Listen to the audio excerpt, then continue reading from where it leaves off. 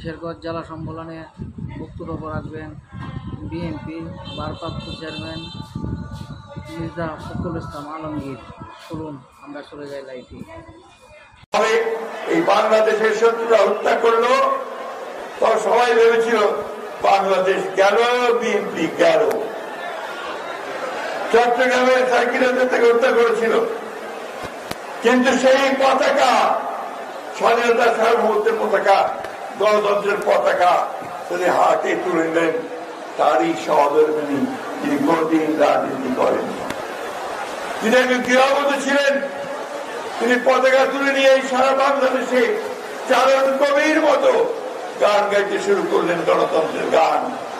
আর সেই গণতন্ত্রের গানেই দীর্ঘ 9 বছর হোসেন মোহাম্মদের সাথে স্বৈরাচারকে লড়াই করেছেন, রাজপথে সংগ্রাম করেছেন। এখানে অনেক নেতা আজকে এখানে উপস্থিত আছে, তারা এই সংগ্রামে নেতৃত্ব দিয়েছেন। সেই মহিষী নেত্রী বেগম খালেদা জিয়া তিনি বাংলাদেশকে বদলে দিতে শুরু করলেন। তিনি যখন 1991 সালে রাষ্ট্রপ্রধানের দায়িত্বে আসলেন, বিএনপি রাষ্ট্রপতির দায়িত্ব করে অবাধ নির্বাচনের মধ্যে দিয়ে, তখন তিনি বাংলাদেশের উৎপাদন উন্নয়নের হার এমন পর্যায়ে নিয়ে গিয়েছিলেন, তখন বাংলাদেশকে বলা হতো ইমার্জিং জায়গা, একটা উদীয়মান ব্যাঘ্র। সেদিন বাংলাদেশে উৎপাদন করে গিয়েছিল, নতুন নতুন করে বিনিয়োগ হচ্ছিল, বাংলাদেশের মানুষ শান্তিতে বসবাস করছে।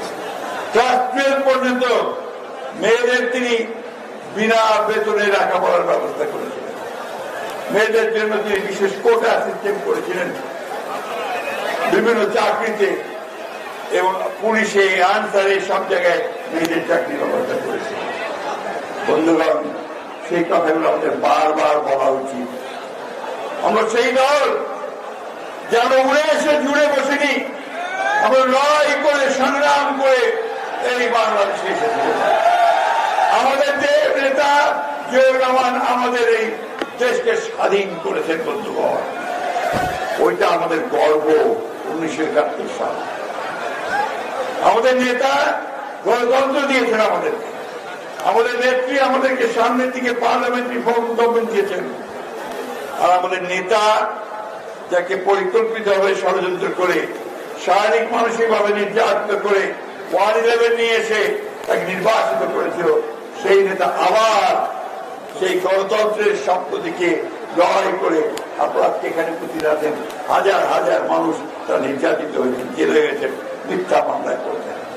আপনারা অসংখ্য মানুষের নিহত হয়েছেন, শহীদ হয়েছেন, অথচ আপনার গভর্নমেন্ট কোনদিন মাথা নত করেননি। আমি নিজেই জানি আপনারা রাস্তাঘাট আটকে দিয়েছেন সে আন্দোলনের সময়, ঠিক না? ঠিক, সে কথা ঠিক। সেই দলের সদস্য আপনারা, ছাত্র দল, যুব দল, স্বেচ্ছাসেবক দল, মহিলা দল, শ্রমিক দল, ওলেমা দল, অন্যান্য সমস্ত দল বিএনপির সঙ্গে একজোট হয়ে আপনারা সেই লড়াই করেছেন, ঠিক না? আপনারা সেই দলের গর্বিত সদস্য, তাই না? আপনাদের কোনো ভয় পাওয়া আছে? আজকে যে সুযোগ এসছে, যাকে নির্বাচনের মধ্য দিয়ে আবার রাষ্ট্র পরিচালনার দায়িত্ব পাওয়ার, আমাদের নেতা তারেক রহমান সাহেবকে দেশে ফিরিয়ে এনে তাকে দায়িত্ব বুঝিয়ে দেওয়ার, সেই দায়িত্ব পালন করতে আমরা প্রস্তুত আছি। আছে? দুই হাত তুলে দেখান। বিএনপি কে আপনারা কেউ লেগ ডাউন করতে দেবেন, রাখতে দেবেন? বিএনপির পক্ষে সবাই দাঁড়া। আর এই যে কথাবার্তা বলে, অনেকেই বলে, ব্যক্তি বলে, রাজনৈতিক দলগুলো বলে, যাদের কালকে জন্ম হয়েছে তারাও বলে, যারা 1971 সালে ভিন্ন জায়গায় ছিল, ভিন্ন অবস্থানে ছিল, তারাও বলে, তাদের জানা উচিত বিএনপি হচ্ছে সেই দল, যেই দল হচ্ছে ফিনিক্স পাখির মতো বহুবার চেষ্টা করা হয়েছে বিএনপিকে ধ্বংস করবার, বিএনপিকে ভেঙে ফেলবার, কিন্তু বিএনপিকে কেউ ভাঙতে পারেনি। পেরেছে? যারা অত্যাচার করেছে, নির্যাতন করেছে, খুন করেছে, হত্যা করেছে, তারাই শেষ হয়ে গেছে। তারাই পালিয়ে গেছে। এই দাঁড়াও, কে কাদের স্লোগান? কাদের স্লোগান হচ্ছে বন্ধ করো, বন্ধ করো, বন্ধ করো। আপনার বন্ধুরা মিছিল এখন বন্ধ করো। ভাই ভাই নাই, ভাই কোন স্লোগান নাই, এই ভাই নাই, বারবার বলছি কোন ভাই নাই। একজন নেতা জিয়া রহমান, নেত্রী খালেদা জিয়া, আর আমাদের নেতা তারেক রহমান। নেতা আছে, আছে। কোন সে নেতা? কোন সে নেতা? কোন সে নেত্রী? কোন সে নেত্রী?